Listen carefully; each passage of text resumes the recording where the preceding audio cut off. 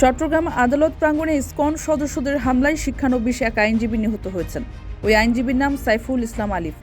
ঘটনাস্থলে থাকা আইনজীবী সাজিদ আবদুল্লাহ জানান, তার সাথেই ছিল অ্যাডভোকেট সাইফুল ইসলাম আলিফ।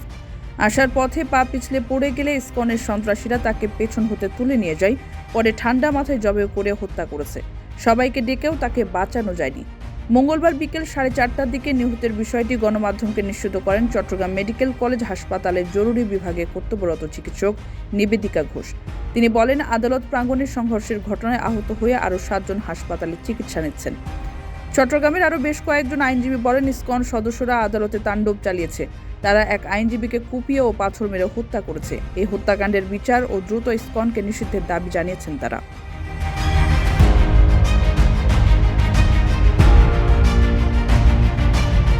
কারো কাছে স্বপ্ন পূরণ, কারো আনন্দের উপলক্ষ, আবার কারো জীবন পাল্টে দেওয়ার মুহূর্ত, কখনো জীবন বাঁচাতে সর্বোচ্চ গতিতে উড়ে চলা, কারো আবেগের শেষ মুহূর্ত, আপনজনের শেষ বিদায়ে শামিল হওয়া।